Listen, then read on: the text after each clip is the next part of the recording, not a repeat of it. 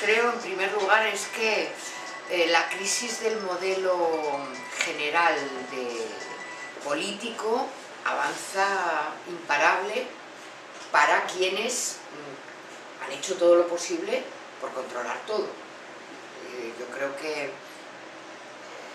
es decir, no es que los sindicatos son corruptos, los grandes sindicatos, porque se han dejado corromper, pero desde luego había un interés enorme en corromperlos precisamente para sobornarlos. Es decir, no son subvenciones, son sobornos, son intentos de comprar la paz social. Guarda lo que es el caso, que he querido quitarlo. Creí yo que eras de David. Es decir, hay todo un proyecto. Esto que están haciendo ahora, como veíamos ayer, es un proyecto que lleva 40 años desarrollándose, es decir, que el capital no trabaja de hoy para mañana, y eso requería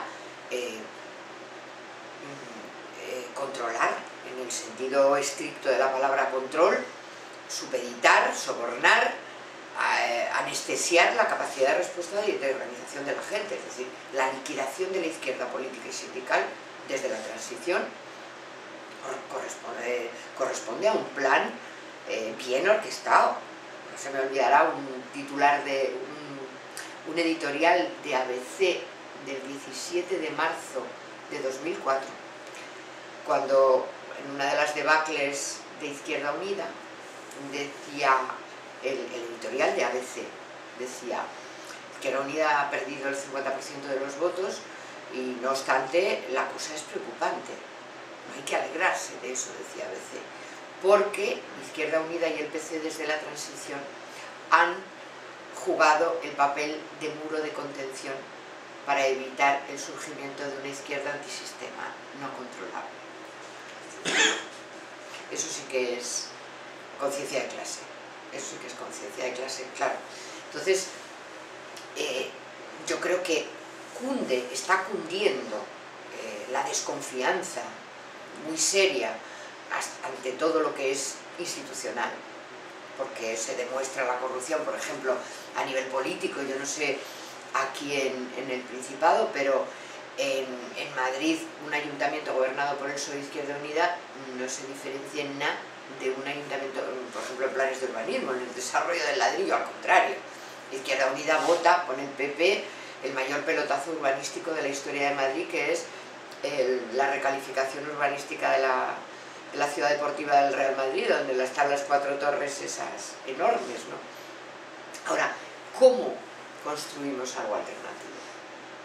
Claro, porque la organización parece que es, te imagines, un comité central, un comité ejecutivo, un buró político que toma las decisiones detrás de una mesa. La organización es un pueblo que se pone de acuerdo para ser eficaz en la consecución de unos objetivos. Eso es una organización, en el sentido puro. Una organización es unos cuantos amigos que planifican una salida al campo. Si quieren conseguir un objetivo y dicen, como preguntan al que sabe de salidas al campo, por donde hay un río bonito, y se organiza para la comida, para el viaje. Una organización es ponerse de acuerdo para hacer algo. Entonces, claro, ese es el peligro. El no saber para qué sales a la calle, que es, por ejemplo, una de las cosas que están pasando desde el 15M, están saliendo cientos de miles de personas a la calle, la última vez el 15 de octubre, y después ¿qué? Vuelta para casa igual. Somos muchos, y el lema: por el cambio global construyamos nuestro futuro. Cientos de miles y cientos de miles para casa. Y, claro, eso hay que revertir. Claro, los cientos de miles tienen que seguir saliendo, pero tú tienes que ir buscando confluencias entre mucha gente. Yo no sé aquí en Sison, pero en Madrid, en las asambleas del 15M se junta gente con mucha experiencia organizativa de 7 años, que se ha salido de organizaciones, algunas jóvenes, otras menos jóvenes, gentes que están buscando cómo encontrar formas útiles y eficaces de responder ante lo que se nos ante todo esto que se nos viene encima, ¿no? Entonces, claro, ¿cómo se confluye? Claro, hay que superar esa fragmentación de la izquierda que hay, pero eso no quiere decir que haya que tirar a la alcantarilla organizaciones que cada cual, pues bueno, tiene su... Hombre, siempre que sean gente que no esté mal de la cabeza, que haya algún tipo de organización, que yo me he encontrado por ahí, en la que también se dan ese tipo de cosas, y que sea gente honesta, y que sobre todo tenga la voluntad de coincidir con otros. Si fue Lenin, Trotsky, Mao Zedong o Fidel Castro, el Che Guevara, el mejor de todos y al que hay que seguir al pie de la letra lo que dijo, eso no, ahí no nos vamos a poner de acuerdo. Ahí no nos vamos a poner de acuerdo.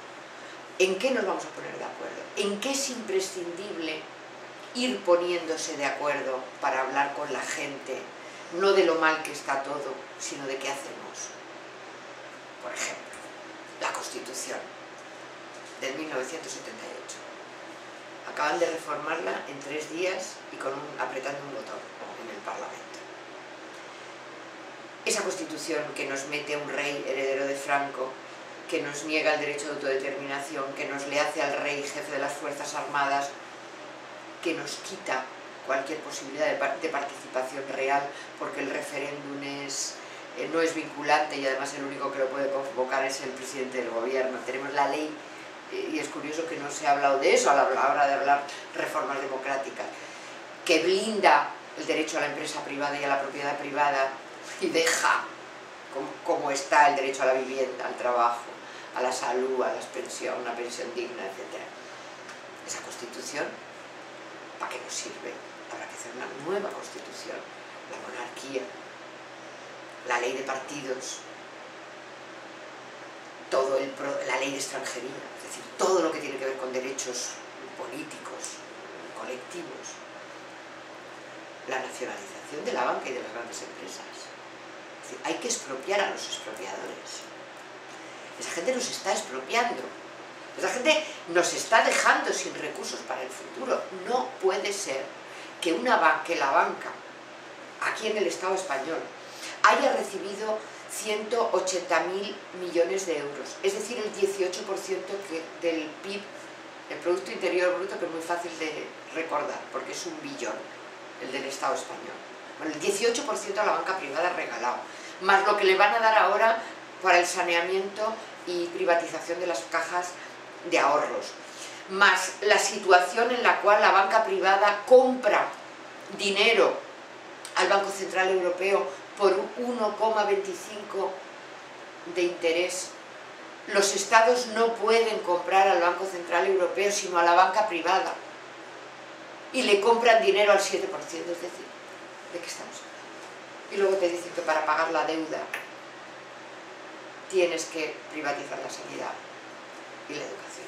Este mundo no puede ser, no puede ser. Es decir, hay que expropiar a los expropiadores. Es decir, no puede ser que a la gente le quiten la casa cuando además le quitan el trabajo. No puede ser, ni dación en pago, ni leches en vinagre. La casa, el sitio donde meterte es un derecho de primera necesidad y no puede haber 2 millones de viviendas vacías. La gran mayoría propiedad de los bancos. Eso no puede ser, porque el derecho a una casa es primario, como el derecho a comer, como el derecho a la salud o el derecho a la educación. La salida de la OTAN. ¿Qué pintamos nosotros matando afganos, matando libios? Es decir, además con el endeudamiento del ejército. Es decir, ¿qué hacemos nosotros con un escudo antimisiles? Primera barrera frente a los pueblos árabes de la OTAN. ¿Eso tiene algún sentido? El tema de la salida del euro y de la Unión Europea. Vamos a seguir degollados diciendo no, para salir de la crisis cada vez más recortes y cada vez más paro y cada vez menos prestaciones. Es decir, a ver, yo soy comunista y creo que el socialismo es la solución, pero en lugar de decir comunista y socialismo, que parece decir, mira, esta ya etiqueta colgada. ¿Qué es la solución? Construir un sistema en el que los recursos, la riqueza, se administre por el pueblo de forma organizada y participativa, y es decir, tomando decisiones, no votando a Pepe o a Juan para que me gobiernen, sino tomando decisiones y que la riqueza esté al servicio de las necesidades de la gente. Llámalo X. ¿Eso es el socialismo? Yo creo que sí. No el socialismo de la Unión Soviética o el socialismo de no sé dónde. El socialismo que podamos construir en cada pueblo. Y es que eso es el sentido común. Es que la riqueza esté al servicio de la gente. ¿Y quién dice cómo se administra? La propia gente organizada. Entonces, bueno, yo creo que está... ¿Cómo se llama eso, ese proceso? Ese proceso de unidad popular, de frente de izquierdas, el nombre también es lo mismo. Pero yo creo que hay, así como ideológicamente hay grandes diferencias entre la gente, entre unos son anarquistas, los otros comunistas, los otros independentistas, vale, sigue siendo lo que tú quieras, pero vamos a ponernos de acuerdo en luchar juntos por un programa común.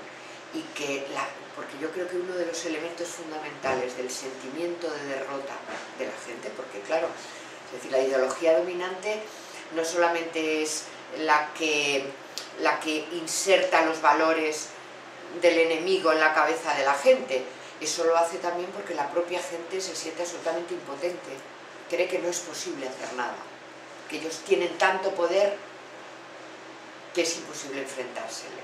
Entonces, lo que a mí me parece es que solamente con un programa alternativo, es decir, no salir por salir, no movilizarse por movilizarse, sino diciendo quiero esto.